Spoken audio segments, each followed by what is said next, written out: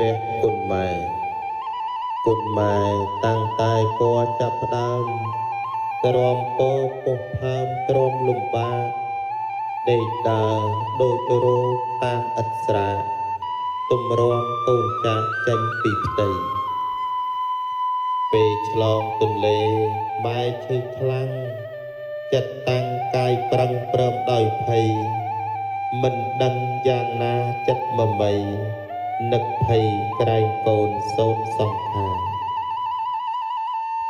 លុះកូនបានកើតជាទារកម៉ែថើបចិញ្ចក់សពកាយា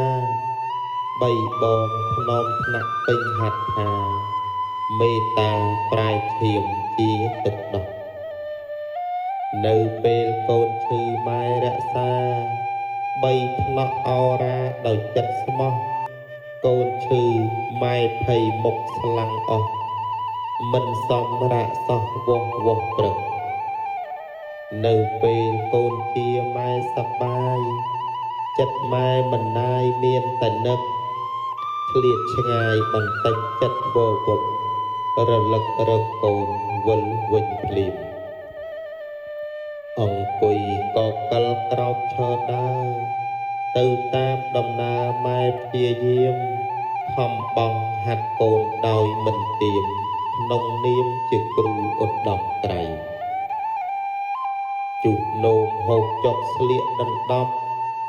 ចំណេះចេះសពប្រចាំថ្ងៃសំដីភាសាមាយាទថ្លៃកូនកុំសង្ស័យក្រែងអត់គ្រូកូនចេះមួយមុខម៉ែអម្ដងអួតប្រាប់អ្នកផងមិនចាំយូរម៉ែនឿយយ៉ាងណាមិនគិតគូបន់ភូមិកងវល់ដោយផ្ទាល់កូនកូនធំបន្តិចបែរជារឹងកូនខ្លះទៅតឹងអាងទីដូន